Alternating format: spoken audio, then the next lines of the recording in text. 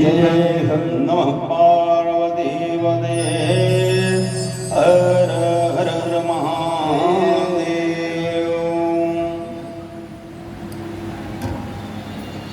अखिल कोटि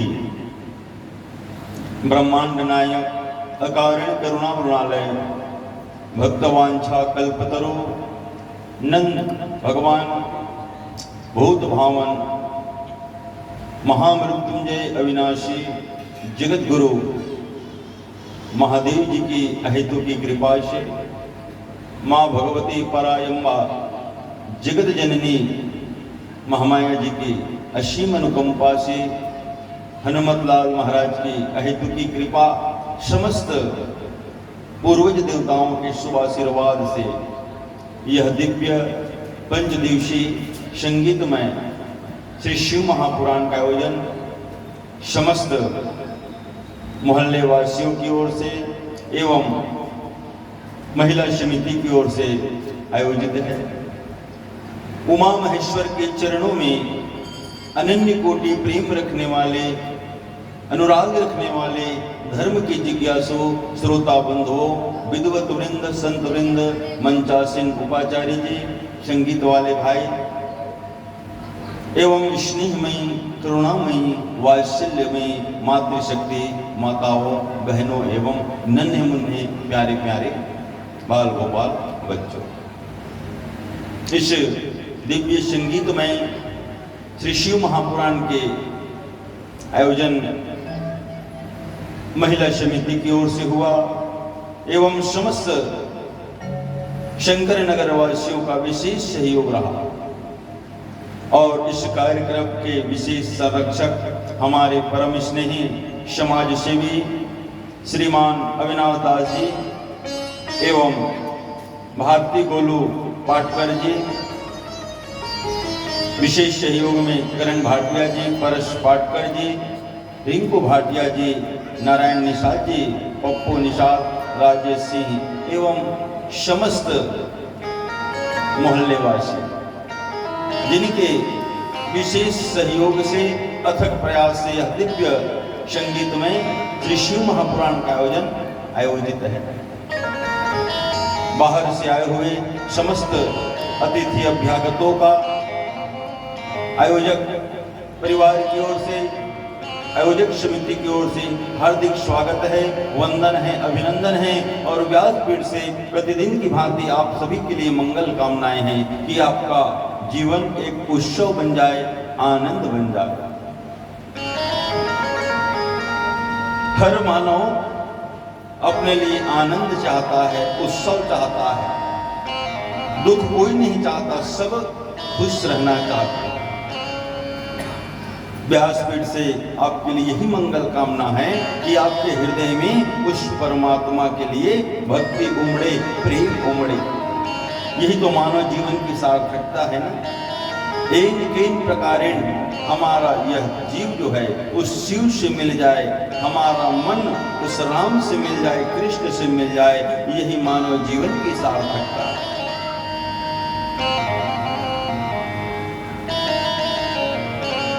हर जीव को उस शिव से मिलना है, आज नहीं तो कल, कल नहीं तो परसों, 1 साल बाद, 10 साल, 100 साल बाद मिलना है। क्यों? क्योंकि अंश को अंशी के प्रति विशेष लगाव होता है, प्रेम होता है।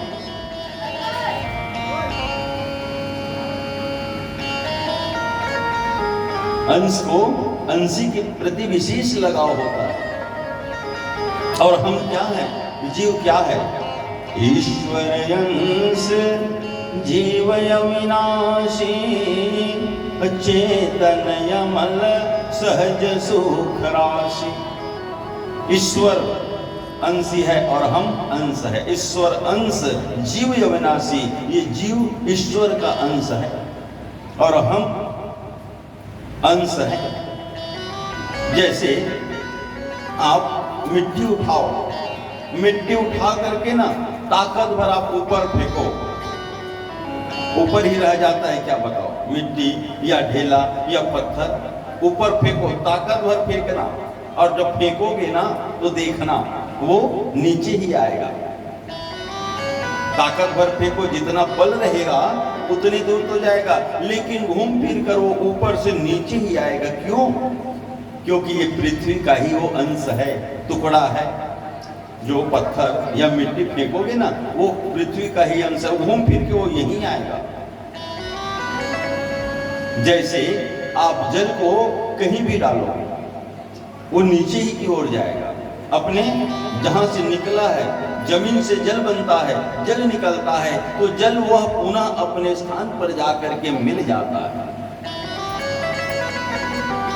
जैसे आप अग्नि जलाओगे, अग्नि आप जलाओगे ना तो वो नीचे की ओर नहीं जाता। जब दीप जलाओगे ना तो उसका लौ ऊपर की ओर रहता है। क्यों मालूम? क्योंकि उसका स्रोत सूर्य नारायण भगवान है। अग्नि जलता है तो उसका लपट जो है सूर्य की ओर रहता है, क्योंकि वो सूर्य से मिलना चाहता है। उसी प्रकार यह जीव जो है उस अविनाशी से मिलना चाहता है। माया मोह में हम लोग बंधे हैं, इसलिए जाना नहीं चाहते जी। हम आप बंधे हैं, घर मकान दुकान ट्रैक्टर हार्वेस्टर, ये बंधा नहीं, हम बंधे हैं। इस भव सागर से पार होना है तो हमको छोड़ना पड़ेगा। अरे सब कुछ नहीं तो कुछ कुछ वस्तु छोड़ना पड़ेगा। जैसे इस भव सागर से तरना है ना, हाँ, जैसे तालाब में जाओ, नदी में जाओ, देखिए ना वो जो झनके टाइप आखिरी में जो झनक थे ना, झनके टाइप वो नहीं होना चाहिए ना बाबू। जैसे हम लोग तालाब गए, नदी गए तो तैरना है ना, हमको तैरने आना चाहिए।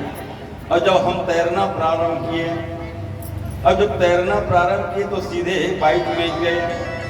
बाइक में गए हो तो बाइक को छोड़ना पड़ेगा, वस्त्र निकालना पड़ेगा, घड़ी निकालना पड़ेगा, तब हम तरेंगे। और बाइक सुधा सीधा जा बोता तरबो की मरबो तो छोड़ना पड़ेगा। जैसे तालाब में तैरने के लिए हमको छोड़ना पड़ता है, उसी प्रकार इस भव सागर से पार होने के लिए छोड़ना पड़ेगा। जो ममता का डोर है ना, इसको काटना पड़ेगा, तब हम भव सागर से तर सकते हैं।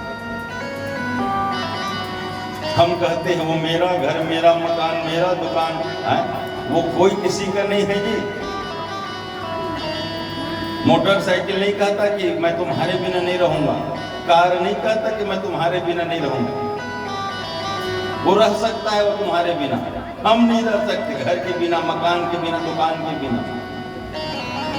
अरे तुम चले जाओ, उसका चलाने वाला कोई आ जाएगा, गाड़ी का मालिक कोई बन जाएगा, गाड़ी चलाने वाला बन जाएगा, घर का मालिक कोई बन जाएगा। छोड़ के जात देरी है, मालिक तैयार है होकर। जिन दिन अखिल मुंबई तीन दिन वहां बेटा मन के राज आ जाए, गाड़ी को चलाए है। तो एक हम लोग सोच बना के रखे हैं कि मेरे बिना कुछ होगा नहीं, गलत सोच है। हम कहते हैं कि वो हमारा गुलाम है, गुलाम नहीं है। एक चेला, एक गुरु के दो चेले, दोनों चेले जा रहे थे और जाते जाते चर्चा हो रही थी। और ये किसान गाय को बांध करके घसीटते हुए ले जा रहा था। गुरु कहता है कि बेटा देखो, ये गैया को ले जा रहा है ना, ये खींचते हुए ले जा रहा है, तो ये तो बताओ बेटा, इसमें मालिक कौन है और नौकर कौन है? कौन किसके अधीन है, कौन किस पर आसक्त है, ये मुझे बताओ। मालिक कौन, नौकर। गुरु का जब प्रश्न हुआ तो वो चेले लोग कहते हैं कि गुरुजी इसमें बताने की क्या बात, वो तो दिख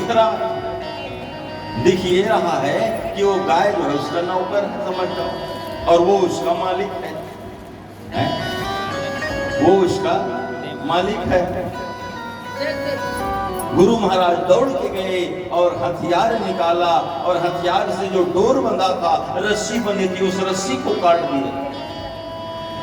गाय खेत की ओर भगने लग गया, और उसका जो मालिक था, नाम का मालिक था, वो डंडा लेकर के दौड़ने लग गया। गाय को पकड़ने के लिए, रोकने के लिए गुरु ने कहा चेला से कि देखो बेटा, अब कौन किसके भग रहा है, कौन किसके पीछे भग रहा है, गाय भग रही है कि मालिक भग रहा है।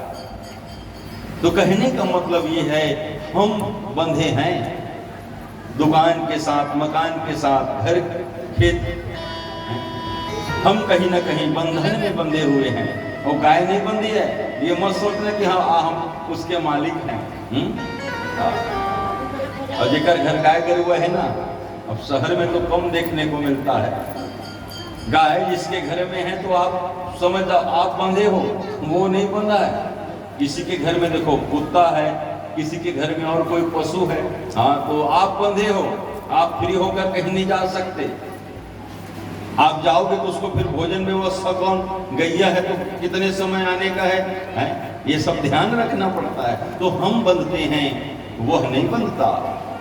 उसी प्रकार इस संसार में हम जब तक वैराग्य के शस्त्र से इस ममता के डोर को नहीं काटेंगे, इस भव सागर से तर नहीं सकते। वेद पुराण यही तो बताना चाहता है, यही तो सिखलाना चाहता है कि किस प्रकार हम इस भव सागर से पार हो जाएं, इस जीव को उस शिव से मिला। नीचे केवल इतिहास मत समझना, बीती हुई घटना पुराण को मत समझना जी। परमात्मा त्रिकाल अबाधित है, तीन काल में हाँ उसको अबाधित है, बांटा नहीं जा सकता। कह नहीं सकते कि शिव राम कृष्ण ये भूतकाल में हुए थे, कह नहीं सकते कि भविष्य में रहेंगे और वर्तमान में है। तीनों काल में भगवान हैं, भूतकाल में भी थे और भविष्य में भी रहेंगे और वर्तमान में भी है ही है। देखो भगवान के नाम के सामने भूतपूर्व लगता है क्या? पार्षद के सामने लिखाया जाता है। पिछले पंचवर्षीय में ना रहे होंगे तो भूतपूर्व पार्षद, भूतपूर्व जनपद पंचायत लिखते हैं नहीं पूर्व में, लेकिन भगवान के लिए भूतपूर्व शब्द नहीं लिखा जाता। लिखते हो का भूतपूर्व कृष्ण नहीं, उनके लिए भोग लगता है। और दिवंगत आत्माओं के लिए भोग लगता है क्या? दादाजी का फोटो लगा है, भोग लगाते हो क्या दाल चावल सब्जी का?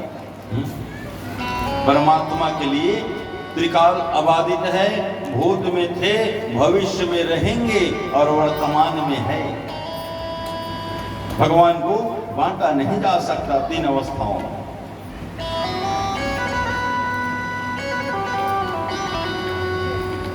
ज्ञान का जो प्रयोग करके यदि हम जीवन जीना चाहें तो इस संसार में जो है हम आसानी से तर जाएंगे, इस संसार सागर से हम आराम से निकल जाएंगे। लेकिन हम जो डोर में बंधे हैं, ममता में बंधे हैं, यही तो दुख का कारण बनता है। जो त्यागे वही भव सागर से तरता है।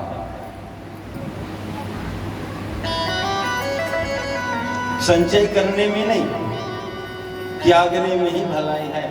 और लोग इतना संचय कर रहे हैं आज के दिन में, केवल धन बटोर रहे हैं, धन बटोर रहे हैं। और धन सुख देने वाला नहीं है, धोखे में मत रहना। सुख देता है मन, सुख देता है अंतरात्मा, धन सुख देने वाला नहीं है। कहते नहीं कि धनवान लोग सुखी होंगे, धनवान लोग सुखी नहीं। सुख देने वाला ये मन है, और मन को जो जीत लेता है वही सुखी है इस संसार में। जिमि प्रति लाभ लोभ अधिकारी, लाभ बढ़ा। बोले उमा महेश्वर भगवान की, जिमि प्रति लाभ लोभ अधिकारी। लाभ बढ़ता है, धन बढ़ता है तो लोभ बढ़ते जाता है। और भगवान जब अपने से दूर करना चाहते हैं ना, ज्यादा धन धान्य दे देते हैं। और सुख में जब सुख मिलेगा, धन मिलेगा तो भगवान को लोग भूल जाते हैं। इसलिए थोड़ा सुख और थोड़ा दुख भी आना चाहिए। और ऐसा नहीं है कि धनवान लोगों के पास दुख नहीं आता, दुख सबके पास ही आता है। सृष्टि में दुखी सब, भाई धन है, कार पे चल रहे हो तो यदि पेट में दर्द है तो कैसे दर्द नहीं होगा? शरीर का जो कष्ट मिलना है वो तो मिलेगा ही मिलेगा ना भाई। लोग कहते हैं कि धनवान सुखी है, धन सुख नहीं देता, ये सुख देने वाला ये मन होता है। तो धन का 16 अवगुण बतलाए हैं, किस प्रकार जो है अवगुण आता है। धन के साथ केवल धन नहीं आता, अपने साथ अवगुण को लाता है। इसलिए जब धन आए ना तो सम्मान करके उस धन का जो है सेवन करिए, नहीं तो जिमि प्रतिलाभ लोभ अधिकाई। लाभ बढ़ेगा तो लोभ बढ़ते जाता है, आज 10 है कल 20 हो जाए, 20 का 25 हो जाए, ऐसे करते करते लोभ बढ़ता है। और लोभ बढ़ेगा तो पाप बढ़ेगा, और पाप बढ़ेगा तो सत्यानाश हो जाएगा शरीर का। और यही लोग मत देखो, कई जन मन कहा कि घी रबड़ी खाओ रे, उधारी कर करके घी रबड़ी खाओ। अब कहा थे कभी छूट गए भाई, अरे भस्मी बहुत देहाना, शरीर है तो भस्म होना है, कर्जा करके खा पी काला देवर कौन रही के तो शरीर भस्मी बहुत देहाना, शरीर तो भस्म होना ही एक दिन। और कौन काका ले ले तो धोखा में धन रहे हो। देखो छत्तीसगढ़ के ना एक प्रमुख गाड़ी माता मन पहली सियान मन देव, आजकल देखे कि नहीं जाना, परलोकिया का ढांचा भरा तो परलोकिया कहीं के काहे की नहीं कहा, परलोकिया की वो मधुर गाड़ी है छत्तीसगढ़ के। परलोकिया माने जानता हो कहा होते? परलोकिया माने जिसका परलोक बिगड़ गया। ये लोग तो बिगड़ गया 2 नंबरी काम में, गलत काम में, व्यसनों में बिगड़ गया, कोई बात नहीं, लेकिन परलोक नहीं बिगड़ना चाहिए जी। पुराना सियान मनना बड़ा चौतरा, कर्जा लेवे ना, हाँ तो कैसे साहू जी मोर पैसा कैसे नहीं देता, दुहू महाराज परलोकिया नहीं कहलाऊं मैं, हाँ तो पैसा दुहू। हाँ तो देखो कर्जा जो ले रहे थे ना, हाँ कहीं ना कहीं रूप में उसको छोड़ना पड़ेगा आपको, कहीं ना कहीं से आपको घूम फिर करके उसको इस जन्म में नहीं अगले जन्म में भी कर्ज का भार आपको रहेगा। उसके घर में बैला भैंसा बन के जन्म लेना पड़ेगा। तो इस जीवन में हमको यह मानव का देह मिला है, सर्वोत्तम देह मिला है। जितना हो सके पुण्यों का संचय करिए। धन जाने वाला नहीं, कोई नहीं कहता बड़ा आदमी मरा है तो उनके लिए कफन बड़ी सीना, बड़ा आदमी मरता है तो कफन का जेब रहता है क्या? कफन बढ़िया बनाना और कफन में जेब बढ़िया रखना कोई नहीं कहता जी। कफन का कोई जेब नहीं होता। बड़ा आदमी भी मरेगा तो बांस में जाएगा, गरीब भी मरेगा तो बांस में ही जाएगा। गरीब आदमी मरेगा वह भी जो है बांस में जाता है और सफेद कपड़े में जाएगा। कफन का कोई जेब नहीं होता और बड़ा आदमी भी मरेगा वह भी जो है सफेद कपड़े में जाएगा। कोई नहीं कहता कि बड़ा आदमी मर गया तो डनलप का गद्दा लगाओ, कोई कहता है क्या?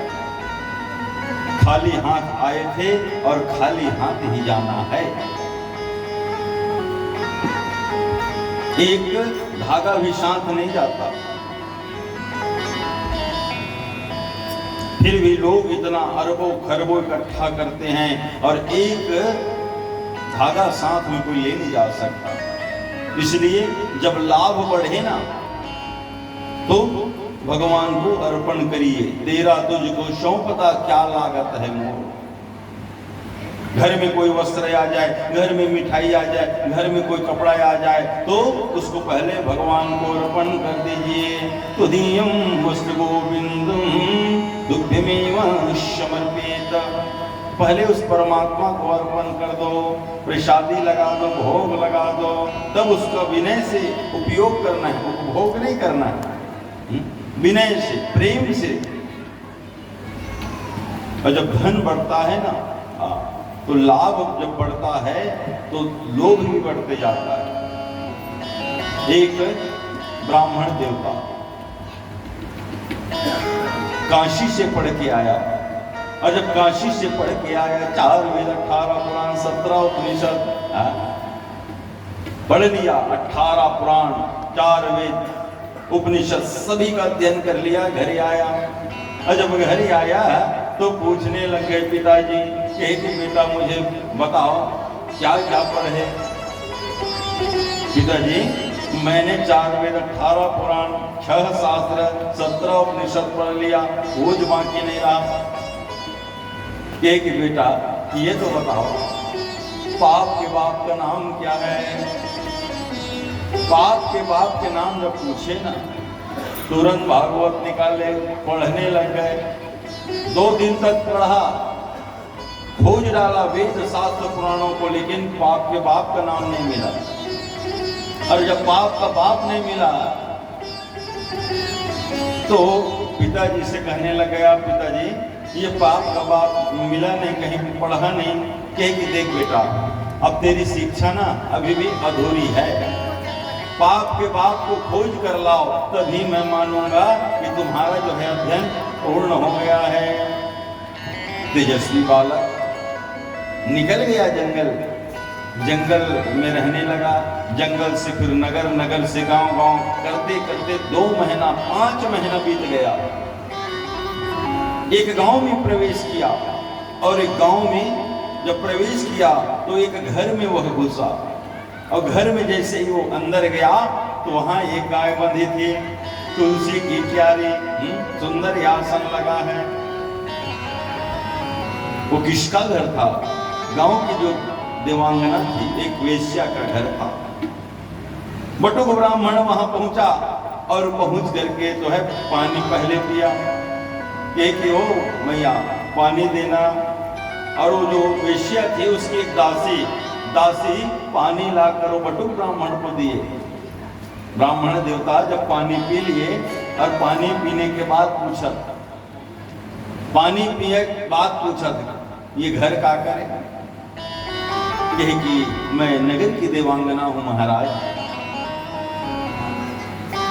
बटुक ब्राह्मण का होश उड़ गया, देखो तो पाप के बाप को खोजने निकले थे और उल्टा पाप हो गया।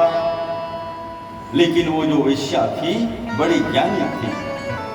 कि महाराज आप पानी पी लिए हो ना, प्रायश्चित करना पड़ेगा। कि हाँ प्रायश्चित तो करना पड़ेगा। तो ऐसा करो महाराज, आप थोड़ा देर ना यहाँ बैठ जाओ और बैठने के बाद ना भोजन इत्यादि कर लेते। क्या आप बोलते हो? जो पाप हो गया है पानी पी लिए तुम्हारे घर का और भोजन करने के लिए बोलती है। महाराज निवेदन है 100 सोने की असरफी दूंगा महाराज, 100 सोने की मुद्राएं दूंगा, आप भोजन कर लो। और जैसे ही 100 सोने के सिक्के सोचे मन में, कहने लगे बटुक ब्राह्मण मन में कहा कि देखो तो 100 सोने के सिक्के मिल जाएंगे ना तो 2-4 महीना चल जाएगा, खर्चा भी लगता है भोजन आदि का। बटुक ब्राह्मण सोचा कि 4-6 महीने का खर्च हो जाएगा। और बटुक ब्राह्मण कहे कि चलो तुम्हारी जैसी इच्छा, हम भोजन करके जाएंगे, लेकिन ध्यान रखना हम तुम्हारे हाथ का खाएंगे नहीं, कच्चा सीधा निकाल देना। दाल चावल सब्जी रोटी रसमलाई सब, गुड़ पापड़ के लिए सब सूखा आइटम निकाल देना, कच्चा आइटम मत, सूखा आइटम। निकल गया भोजन का सामग्री, दाल चावल आम रस गुड़, भोजन बनाने लगा बटुक ब्राह्मण। और जैसे आवे तो बनाया भोजन का, रोटी बनावे तो आटा में पानी ज्यादा तो गड़बड़ हो जाए। उसी समय वह स्त्री आई, वो देवांगना आई। एक ही महाराज अब मैं देखत हूं आप मन लेना तो मोला बड़ा दुख हो महाराज, एक काम करो भोजन हम बना देते महाराज, तुम भोजन पा लेते हो। कहे कि भोजन बनाओ, क्या बोलती है, हम बना लेंगे, हम स्वयं पाकी हैं। कि महाराज 100 सोना सिक्का और दूं महाराज, भोजन हमारे हाथ से नहीं तो कम से कम हमारे बनाया कर लो। 100 सोने के सिक्के जब सोचे ना 200 सोने के सिक्के मिलेंगे बटुक ब्राह्मण ने कहा कि चलो देवी, तुम्हारा मन है तो भोजन बना। भोजन बना, सुंदर भोजन परोसा गया। और जैसे ही भोजन निकला, जैसे ही कृष्णार्पण किए, हाथ को पकड़ लिए, कहे कि महाराज 100 सोना के सिक्का और दो, तुम मन खावत रहो, लेकिन एक कौरा मोर हाथ में खा लेते महाराज। कहे कि क्या बकती हो, तुम्हारे हाथ पे खाएंगे क्या? कहे कि नहीं महाराज, 100 सोना सिक्का और दो, एक कौर मोर हाथ कहा तुमन पावत लो प्रसाद अपना। बटुक ब्राह्मण ने सोचा 300 सोने के सिक्के। कहे कि चलो तुम्हारा इतना भाव है तो पहला निवाला तुम खिलाओ। जैसे ही वरांगना ने कवल उठाया और बटुक ब्राह्मण के मुंह के पास ले जाने लगे, उसी समय कवल को रख दिए और वरांगना ने घुमा करके बटुक ब्राह्मण के गाल पर तमाचा मारा। गाल लाल लाल हो गया। बटुक ब्राह्मण बदतमीज औरत, हमारा अपमान। महाराज ये अपमान नहीं, ये बताओ आप हमारे घर का जल पीते हो? यही नहीं, क्यों? पाप लगता है। हमारे घर का भोजन करते हो? नहीं, क्यों? पाप लगता है। हमारे हाथ का बना खाते हो? नहीं, क्यों? पाप लगता है। हमारे हाथ से बना खाओगे? नहीं, क्यों? पाप लगता है। हमारे हाथ से खाओगे? नहीं, क्यों? पाप लगता है। तो ये पाप क्यों महाराज कहे? ये क्यों? तो तुम्हारे भाव के कारण। झूठ मत बोलो बटुक ब्राह्मण, भाव के कारण नहीं, 300 सोने के सिक्के के कारण तुमने जो है लालच में किया। ये पाप तुमने लालच में किया है। लिख लो महाराज अपने पोथी में, पाप के पाप का नाम है लोभ। जिमी प्रति लाभ लोभ अधिकारी। जीवन में एक हम धन कमाने के लिए पाप किए और फिर से पाप करते करते हमारा पाप बढ़ते जाता है जी। तो साईं इतना दीजिए जामे कुटुंब समाए, और मैं भी भूखा न रहूं, न साधन भूखा जाए। धन इतना दो परमात्मा कि 4 लोग मेरे घर आकर के खाए और सुंदर जो है मेरा भी परिवार चले। इतना ही धन भगवान से मांगना चाहिए। बोलिए विश्वनाथ भगवान की जय। लगन तुम ते लगा बैठे,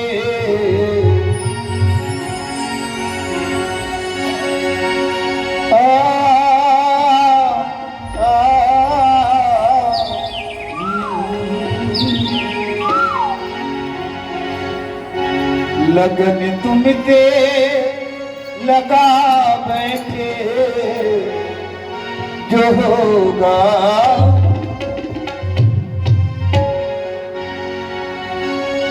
लगन तुम ते लगा बैठे, जो होगा देखा जाएगा।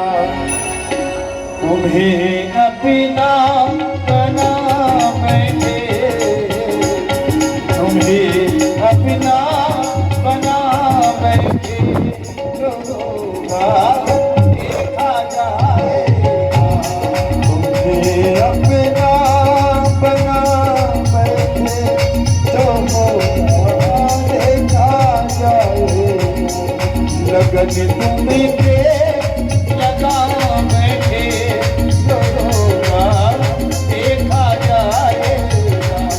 लगन तुमसे लगा बैठे, जो होगा देखा जाएगा। जो होगा देखा जाएगा, जो होगा देखा जाएगा। जो होगा देखा जाएगा, जो होगा देखा जाएगा। तुम्हें अपना अपना अपना अपना अपना तुम्हें अपना बना बैठे, जो होगा देखा जाएगा। तुम्हें अपना बना बैठे,